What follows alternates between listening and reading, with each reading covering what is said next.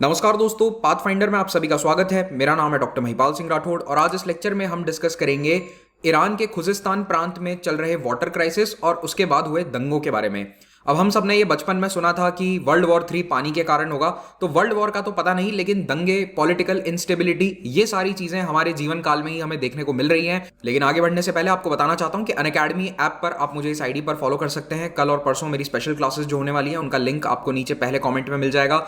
अन्य सभी प्लेटफॉर्म्स पर आप मुझे महिपाल राठौड़ हैंडल पर फॉलो कर सकते हैं। pathfinder_UPSC इस टेलीग्राम चैनल पर आपको सारे लेक्चर्स के पीडीएफ मिल जाएंगे। अगर आप यूपीएससी एग्जाम की तैयारी कर रहे हैं तो अनअकैडमी का एक कॉम्प्रिहेंसिव कॉम्बो कोर्स है जिसमें आपको classes, mains, prelims, test series, printed किताबें, ऑप्शनल के बैचेस और ऑप्शनल की टेस्ट सीरीज भी अब यहाँ पर जोड़ दी गई है।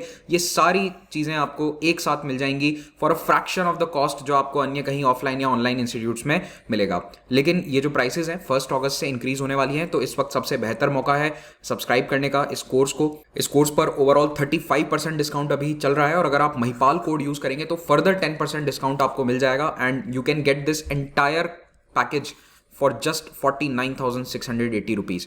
पिछले कई दिनों से ईरान के खुजिस्तान प्रांत में पानी की कमी के कारण लोग सड़कों पर उतरकर प्रदर्शन कर रहे हैं, प्रोटेस्ट कर रहे हैं और पुलिस के साथ उनकी बहुत सारी झड़पें हो चुकी है, जिनमें 2 लोगों की मृत्यु हो गई थी 16 जुलाई को।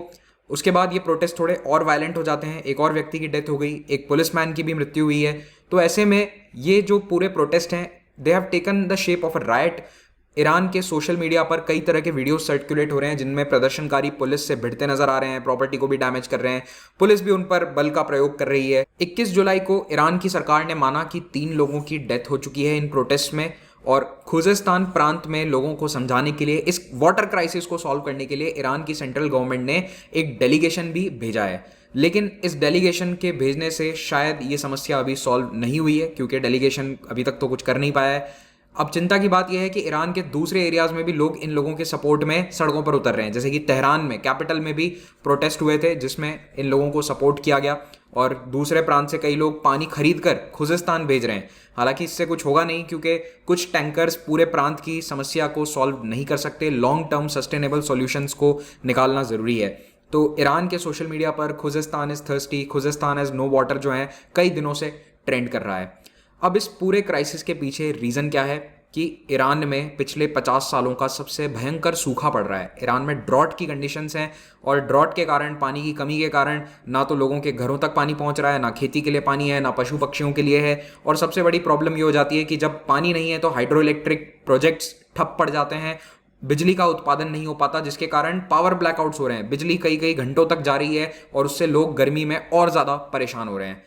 अब खुजिस्तान प्रांत का जो इतिहास है वो भी थोड़ा सा यहाँ पर इस पूरे मुद्दे को एक पॉलिटिकल एंगल दे देता है।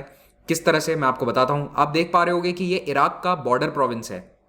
तो हिस्टोरिकली ईरान और इराक के बीच में इस खुजिस्तान प्रांत को लेकर हमेशा एक डिस्प्यूट चला है।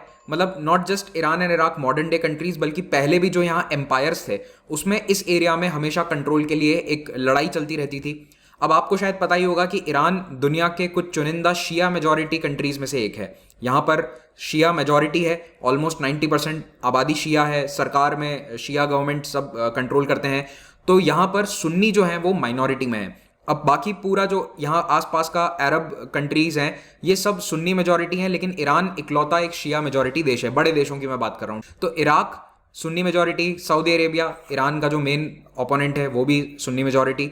लेकिन ये जो खुजिस्तान प्रोविंस है इसमें एक साइजेबल सुन्नी पॉपुलेशन रहती है क्योंकि ये बॉर्डर एरिया है ना, इराक के पास वाला, इराक कुवैत के पास में। तो यहाँ पर सुन्नीज काफ़ी रहते हैं, यानी कि यहाँ पर जो सबसे बड़ा माइनॉरिटी ग्रुप है इस खुजिस्तान प्रांत में वो सुन्नीज का है। ईरान की सरकार ऑफिशियली ये डेटा पब्लिश नहीं करती है कि किस प्रांत में कितने शिया कितने सुन्नी हैं, लेकिन जो एस्टिमेट्स हैं वो यही बताते हैं कि एक अच्छी खासी आबादी का प्रतिशत यहाँ पर खुजिस्तान में सुन्नी है क्योंकि हिस्टोरिकली भी यहाँ पर सुन्नी पॉपुलेशन काफ़ी रही है। अब खुजिस्तान ऑयल रिच भी है, यहाँ पर बहुत तेल निकलता है। जैसे कि आपको पता ही होगा कि इराक, कुवैत, सऊदी अरेबिया, इस पूरे रीजन में काफ़ी ऑयल है और इस ईरान के भी खुजिस्तान प्रोविंस में ऑयल है। तो इस ऑयल के कारण ही 1980s में इराक ने इस प्रांत को कब्जा करने के लिए यहाँ पर एक बहुत बड़ा ऑफेंसिव भी लॉन्च किया था। ईरान इराक युद्ध चला था लगभग 9 साल। उस युद्ध के दौरान सबसे ज़्यादा सफ़र किया था खुजिस्तान के लोगों ने क्योंकि ये खुजिस्तान प्रोविंस एक बैटलफील्ड बन गया था इराक और ईरान की सेनाओं के बीच में। तो ये जो ऑयल रिच प्रोविंस है इसमें तेल तो बहुत है, लेकिन पानी की समस्याओं से ये दशकों से जूझ रहा है।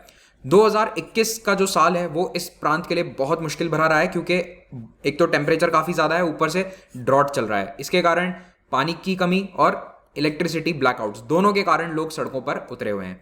खुजस्तान की जो सुन्नी अरब पॉपुलेशन है वो हमेशा से आरोप लगाती है कि जो मेजॉरिटी शिया आबादी है जो सरकार को चलाती है, वो हमेशा से खुजस्तान को अनदेखा करते आए हैं। खास करके जो सुन्नी आबादी वाले क्षेत्र हैं उन पर ध्यान नहीं दिया गया, हमें मार्जिनलाइज किया गया है। 2019 में जब पेट्रोल डीजल की कीमतें बढ़ गई थी तब भी खुजस्तान में सबसे ज़्यादा एंटी गवर्नमेंट प्रोटेस्ट देखने को मिले थे, और उन प्रोटेस्ट पर भी सरकार ने काफ़ी बड़े स्तर पर क्रैकडाउन किया था। मानवाधिकार संगठनों का कहना है कि इन प्रोटेस्ट के दौरान कई 100 लोगों की मृत्यु हो गई थी पुलिस के एक्शन के कारण। और ये जो खुजस्तान प्रांत है ये एक हफ्ते तक पूरे देश से उस समय 2019 में कट ऑफ कर दिया गया था, मोबाइल इंटरनेट सब कुछ बंद कर दिया गया था। लेकिन खुजस्तान में इतनी पानी की समस्या क्यों हो रही है, इसके पीछे कई सारे रीजन दिए गए हैं। सबसे इंपॉर्टेंट रीजन यहाँ की हीट वेव्स और सूखे के हालात के पीछे बताया गया है कि जो सैंडस्टॉर्म्स आते हैं सऊदी अरेबिया इराक वाले रीजन से, यहाँ के जो डेजर्ट रीजन से इस फर्टाइल एरिया में जो आंधियां आती है उनसे ये एरिया धीरे धीरे सूखता जा रहा है। अब ट्रेडिशनली ये एरिया जो इराक और ईरान दोनों का हिस्सा है, यहाँ पर बहुत सारी नदियां बहकर आती है। यूफ्रेटिस और टिग्रिस नदियां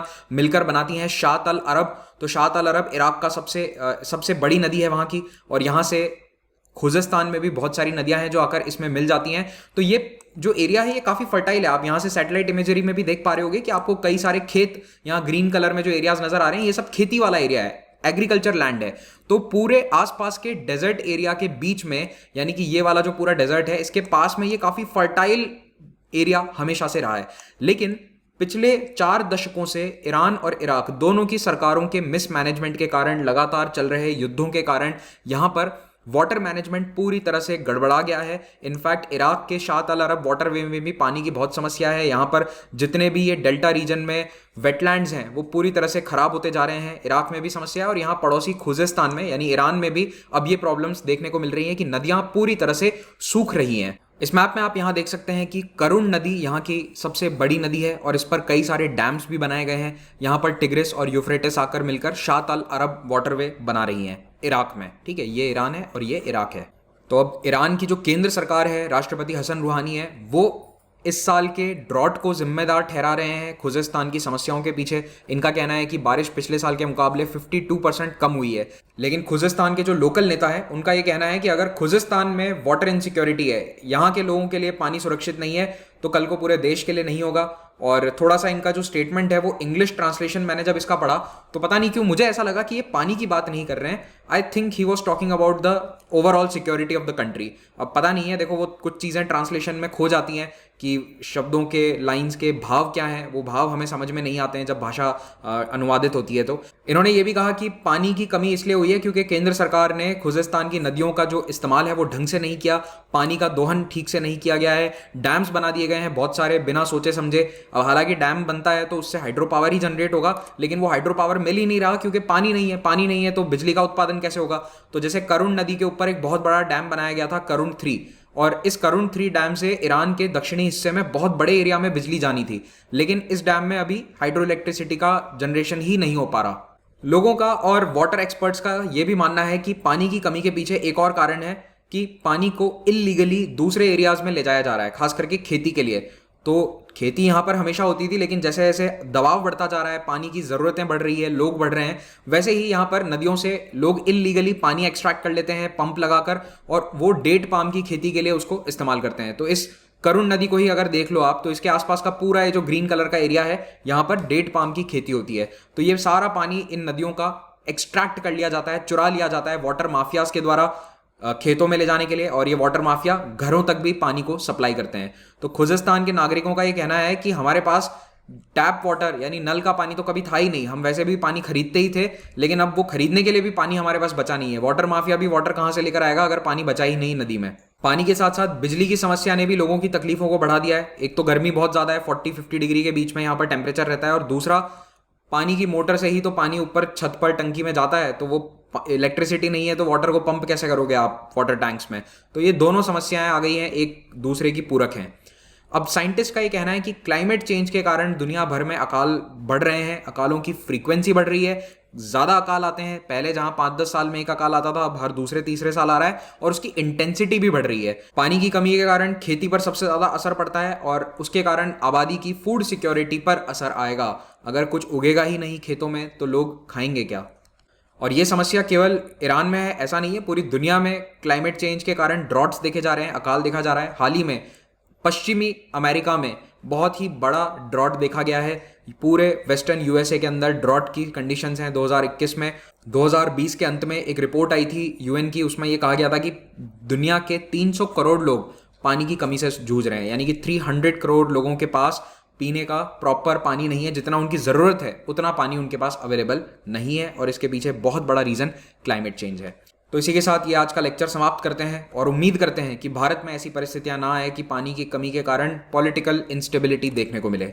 इस लेक्चर का पीडीएफ आप इन दोनों टेलीग्राम चैनल से डाउनलोड कर सकते हैं। अनअकैडमी के प्लेटफॉर्म पर जाकर आप बेस्ट एजुकेटर्स से पढ़ सकते हैं। यहाँ पर ढेरों लाइव फ्री क्लासेस होती हैं, इनको आप देखिए स्पेशल क्लासेस को, और साथ साथ में कुछ पेड कोर्सेज हैं, सब्सक्रिप्शन के साथ ही आप उन्हें देख सकते हैं। तो यहाँ आइकॉनिक और प्लस सब्सक्रिप्शन है। आइकॉनिक में आपको पर्सनल गाइडेंस दी जाएगी मेंटोर्स के द्वारा, ये एक बहुत बड़ा बेनिफिट है। जो भी कोर्स आप अवेल करते हैं उसमें आपको 10% डिस्काउंट मिल जाएगा अगर आप महिपाल कोड यूज़ करते हैं। ऑप्शनल की तैयारी भी यहाँ पर आप कर सकते हैं अनअकैडमी के द्वारा, लेकिन सबसे बेस्ट अभी यही होगा कि आप ऑप्शनल और जीएस का साथ में कॉम्बो कोर्स ले लें। उसमें आपको सारे बेनिफिट्स एक साथ मिल जाएंगे, जैसा कि मैंने आपको शुरुआत में बताया था। प्लस एक्सटेंडेड वैलिडिटी भी अभी मिल रही है, टेस्ट सीरीज आपको फ्री मिल रही है, ईएमआई पर आप इस कोर्स को ले सकते हैं और प्रिंटेड किताबों का सेट यहाँ फ्री में मिलेगा। अगर आप 2 ईयर सब्सक्रिप्शन लेते हैं और आपका सिलेक्शन नहीं होता तो 1 ईयर सब्सक्रिप्शन आपका एक्सटेंड कर दिया जाएगा। रविवार को कॉम्बैट होने वाला है, इसमें हिस्सा लीजिए। कॉम्बैट का लिंक नीचे फर्स्ट कमेंट में मिल जाएगा। हिस्सा लेकर आप अपना प्रीलिम्स का स्कोर इंक्रीज कर सकते हैं और स्कॉलरशिप जीतने का भी एक गोल्डन मौका आपके पास है।